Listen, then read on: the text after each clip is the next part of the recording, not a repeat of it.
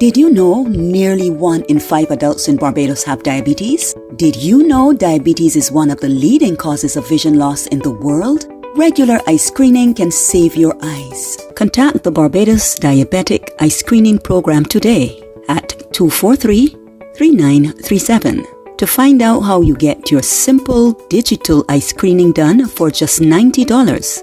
But members get 10% off. The Barbados Diabetic Eye Screening Program. Saving eyes, saving lives.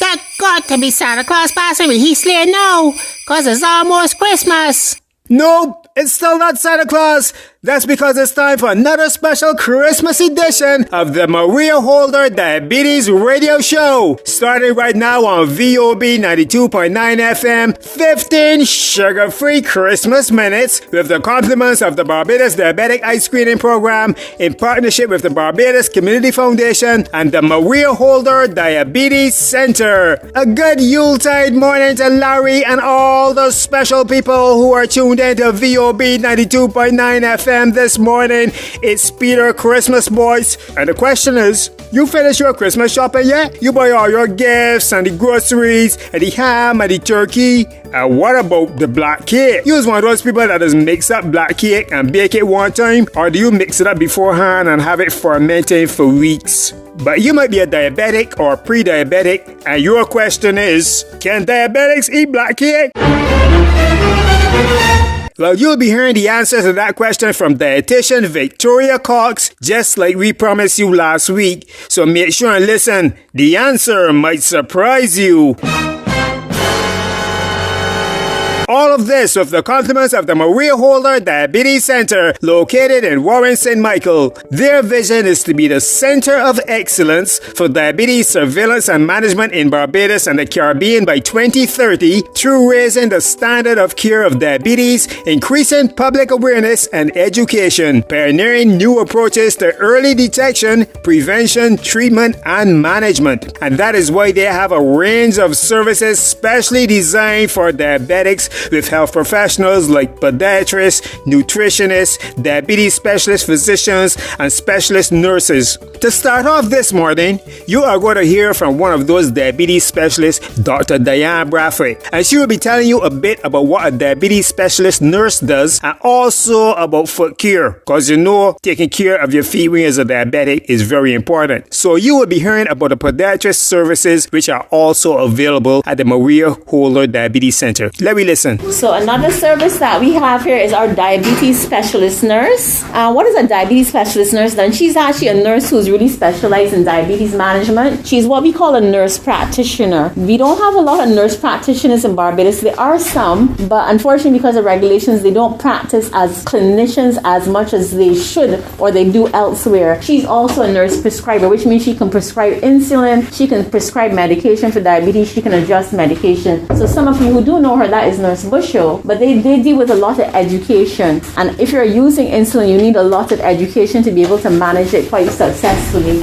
And just empowering people to live, wholesome lives wherever they are, with their diabetes. We can't say enough about the foot clinic. You've seen patients come in and going today that I've been dealing with. Your feet are so important when you have diabetes. You have to take care of your feet. He just said it there, wear shoes. We looked at numbers of people with ulcers. The majority of people with ulcers got ulcers because they had hard skin on their feet, callus. Not because they hit their foot, because they had hard skin on the foot that they were not managing properly, and then it broke down and it bruised and it broke into ulcer. Okay, we also have found that a lot of patients that we see with ulcers and injuries have nerve damage and also reduced flow of blood going into the arteries. So this is why it's important to know all of these things about what's going on with your foot. Okay, you really have to take care of your foot, because if you have a problem like nerve damage or poor flow going down and you get an injury or a callus or an ulcer, it can be very hard to heal. Likewise, something that's very common is vein insufficiency or venous insufficiency. So if you know you have like those little thread-like veins or varicose veins on your feet, or you get swelling at the end of the day, it becomes more common as you get older. You have to figure out how you manage it. Some people need to use a tighter sock called a compression sock or a compression stocking. If the swelling gets very bad, it is not good for the foot, because what happens is when you have a lot of fluid under the skin,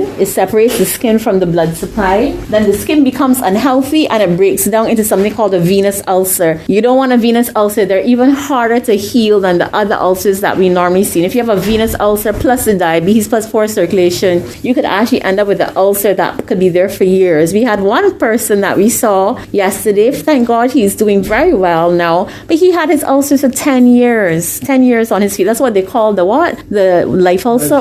Life sore. Okay, that's called a venous ulcer. So just be mindful of that as well. That's very important. So you can see here that the podiatrist, I don't really want to call it podiatry. It is podiatry, but in this center here, all of us have to do foot care. Our nurses are wound certified. I do foot care. I've trained in a foot course. Dr. Levels trained in a foot course. We all do foot care because there's just a lot that goes on basically. Okay, but you can see number 2, always wear shoes outdoors or indoors. Thank you, Dr. Diane Brathwaite. You heard the doctor, right? Once you're diabetic, always wear shoes outdoors and indoors too. Don't be hard ears and then next thing you know it, end up at the doctor's office, paying the price. Good. Next, we are going to go to UK Diabetes Ambassador Mr. Tony Kelly. He was in Barbados a few weeks ago at an open house at the Diabetes Foundation, and this is what he had to say about the importance of physical activity for diabetics and some other important points. And I'm afraid because of my training, I was told never ever use the word exercise. It conjures up images you want the person to go where? To the gym. And I'm not into wanting you to go to the gym. Gardening is physical activity. Mowing the lawn is physical activity. Cleaning the windows is physical activity. Climbing the stairs is physical activity. Line dancing, which we're going to have in a bit, is physical activity. All those sorts of things that you can do. Fast-paced walking is physical activity. It does not have to be done at the gym. So that's why I don't use the word exercise. Because I used it once in the earlier days, and a woman in the wheelchair said, "So Mr. Kelly, look at me. You really think me can go to the gym?" I said, "I never said that." She said, "Well, you just use the word exercise." And from then, I decided never ever. If you hear me use it, ask me for a Bajan dollar every time you hear me use it. I won't use it. Trust me. I said physical activity. So age, the older you get, the chances that diabetes can come your way. So this issue of back in St. Thomas, it's just a mild condition, it's a touch of sugar. Nonsense. Family history. In my case, it runs in the family heredity. I'll show you a slide in a minute about ethnicity. If you're carrying out too much weight, that can be an issue. Waist circumference can be an issue. And then some of the issues which you can get from having too much blood glucose or blood sugar in your system. Erectile dysfunction. Simply put, that is the man trying to make love to his partner and unable to have an erection. That's the actual name for it, erectile dysfunction, because there's too much blood glucose or blood sugar in his system. That's what that is. So they have to then deal with that. Then of course we've already mentioned heart attacks, strokes, high blood pressure. Most of our people have high blood pressure along the way there, okay? And then of course high cholesterol. And one tip I'll give you for high cholesterol, given to me by my mother, have oats porridge. The more oats porridge you eat, it lessens your cholesterol level. Trust me, it works. And I'm not talking the Fosca oats and the Quaker oats, which is very fine. Go to the specialist stores where you can get the really rough rolled oats. That's the one I'm referring to. Gestational diabetes was mentioned earlier. And for those who have just come in, that's some women during their pregnancy. Not all women. It's not type 1. It's not type 2, it's actually called gestational diabetes, which they have during the pregnancy. Once they've had the baby or babies, it disappears. But it is telling that mother she is at future risk of getting type 2, and the children she's had are also at future risk of getting type 2. Thank you, Mr. Tony Kelly. As we move on to our song of the day, and you know the food we are focusing on today is black cake, and answering the question if diabetics can eat black cake. But right now, let's just focus on this Christmas black cake song. This is the Calypsonian Sugar Aloes, Even the name got sugar in it, then. with a song entitled Black Cake Lover. Enjoy the song, even if you can't enjoy the cake. Compliments, the Maria Holder Diabetes Center. I must have black cake for Christmas. I love it souped down with rum. The taste must be nice and fruity. I want it stick to me tongue. A piece of cake Christmas morning just have me filled with delight. And with a cold glass of sorrel, my good Christmas does be bright. It's the black cake I love, it's the fruit cake I want. Contact the Barbados Diabetic Eye Screening Program today at 243 Eyes 243-3937 to find out how you get your simple digital eye screening done. The Barbados Diabetic Eye Screening Program. It's the black cake I love, it's the fruit cake I want.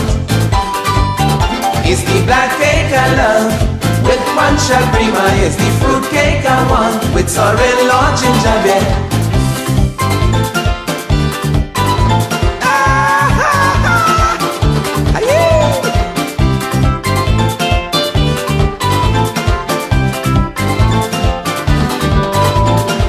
I do like sponge cake on Christmas. I find it does lead to dry. And when that thing start to choke you, brings water to your eye. But it's not so with a black cake. Melts away in your mouth and gives you that Yuletide feelings. You know what I'm talking about. It's the black cake I love. So if this is you listening to VOB and it's the black cake you want for Christmas, and you probably saying to yourself, But I'm a diabetic. I wonder if I could still eat black cake. here is dietitian with the Maria Holder Diabetes Center, Victoria Cox, with the answer for you. So when it comes to the question of, hey, can people with diabetes enjoy plenty black cake this Christmas? Unfortunately, the response is going to be that black cake, great cake, like any cake, is going to have more than likely an increasing effect on blood sugar levels. If we think of what cake is made with, it's going to be made with flour, which is a carbohydrate or a starch that we are going to digest into sugar. And of course, what else is cake going to be made with? Sugar, which is going to, again, rapidly kind of spike into our bloodstreams and spike up blood sugar levels. And something you have to listen out for is people saying things like, I've made the cake without sugar, because maybe they've made it with honey, molasses, extra dried fruits. But you remember that these things are still sugars. They're just different types of sugar, but they are sugar nonetheless.